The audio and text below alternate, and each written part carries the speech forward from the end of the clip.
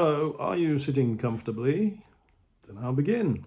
Today, I wanted to talk about a little story about how I almost got a job at a university. Actually, nowhere near. But I was offered a job and then it was swiftly removed. And I'm glad it was. Is that a little teaser? Kind of.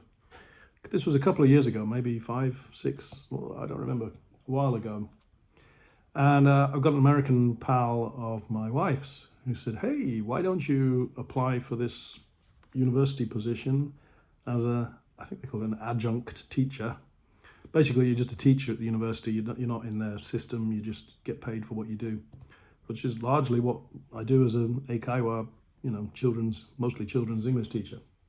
And I thought, well, actually, yeah. And as it happened, they had this one class or two classes that were free. They knew they were looking for somebody, and it would be like on a Thursday afternoon. And back then, I had a hole in my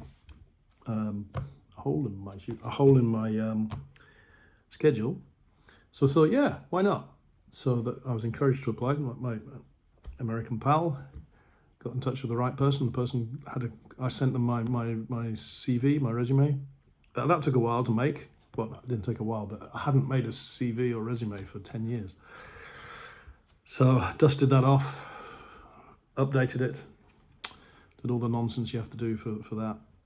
Sent it off to this guy, and he looked at it and he got back to me and he said, oh, Mr. Sheriff, you're more than qualified to do this job. We need somebody who can teach them how to learn English. He said, you would be excellent. You've got, X number of years. At that time, I had about 10 years experience, and I'd published some books and published textbooks, for goodness sake. I'd done more than most quote unquote academics had done. But, Mr. Sheriff, you only have a BA, Bachelor of Arts. You don't have an MA, Master of Arts. I thought, well, I said, yeah, but it's, isn't it the experience of teaching 10 years and publishing my own books and own materials, doesn't that count for something? No. You have to have that piece of paper, MA. Because when you think about it, universities are in the business of handing out pieces of paper. Here's your BA, here's your MA, here's your PhD. If there's a bit of education going on by accident at the same time, great. But the most important thing is the paper pushing. Anyway, so I was a bit disappointed, to say the least, because I was looking forward to spending an afternoon chatting to 20-year-olds, 21-year-olds. Be a bit different from little kids jumping around. Actually, not that different, but anyway. Then I looked at the price, the fees that they were going to pay me. I don't remember the exact amount. I think it was about 3,500. In my memory, it was something 500. And I'm thinking maybe 4,500 yen per hour, or per lesson, which was like a 50-minute lesson. I think they also paid for my train transport to get there. But I suddenly thought, well, wait a minute. I mean, that's a reasonable wage in the scheme of things, I suppose. If you're working for a company, you think, oh, great, 4,500 yen. I only get 2,000 yen as a working at crappy eikaiwa.com. But when I thought about it, so yeah, I'd have to prepare for an afternoon of possibly 2 classes, I can't remember. But I'd have to prepare, my whole afternoon would be shot, and basically my morning would be shot too, because I'd have to be preparing stuff for them to teach the way they like it. So you're looking at a couple of hours work, and you're getting 4,500, maybe 9,000 yen for 2 hours work, plus, I need about an hour's preparation, plus an hour to get there. And you're looking at eating up a whole afternoon. Compare that with what I was already doing was teaching a couple of kids. As it happened, I soon filled up that afternoon. But I could do a 40-minute lesson and say I was teaching just 2 kids, and they pay 8,000 yen each for a month for 1 week, 1 lesson per week, which works out at 2,000 yen per lesson. That's how much they pay. 2 kids, that's 4,000 yen per lesson. So I would be getting 4,000 yen for 40 minutes. All I needed was 2 kids, and I was getting paid roughly the same as a university dude, adjunct, professor, or whatever. And in fact, when you add in all the time involved and the hassle, I mean, I did want to do it because of the experience and the fun of it.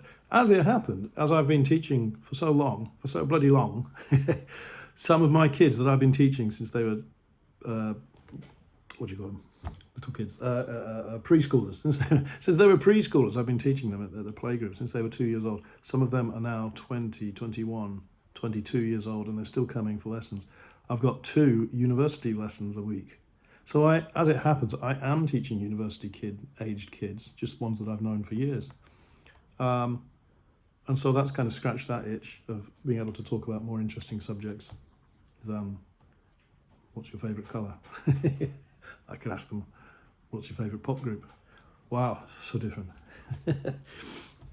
No, I jest, but the ultimate point is, I'm not saying, oh, look how clever I am. Well, I suppose I am, but no, it's how clever you could be too. Once you get over the fear of status, oh, teaching at a university, ooh, I'm teaching at a university, ooh, who cares? I'm making more money teaching little kids, and in the end I'm teaching university-age kids. As I've said before, I'm very proud. One of my kids this year got into Todai, the Tokyo, whatever it is, the most prestigious university, most traditional, the Oxford, Cambridge type University of Tokyo. He's been coming to me since he was about 8 or 9, and he's still coming for once a week. Great thing was, he told me the other day, he's taking some English lessons at Todai, and he said, oh, it's just like our lessons, Mr. Sheriff. We have discussion lessons and we talk about interesting topics. I thought, oh, well, there we are. That's a subject for another matter, another video. Anyway, the point is, once you forget about status and just think about actually look at the bottom line and actually look at what you're doing, and teaching is teaching. So don't sweat it, and don't be wowed by the promise of great money from universities. It don't exist, or at least not at the level that I can get into. It would not be worth it for me to spend a year or 2 years trying to get an MA just so I could get paid less than I make teaching 2 kids. Nah, not for me, and I hope not for you. And once I realised that, actually, it was a good thing, because I thought, oh, I have no need to feel inferior or ever desire to teach at university. I mean, I wouldn't mind teaching something like a different subject, like history or philosophy or something like that. But if I'm going to be teaching English, this is great. And at my age, that'll do. Thank you very much.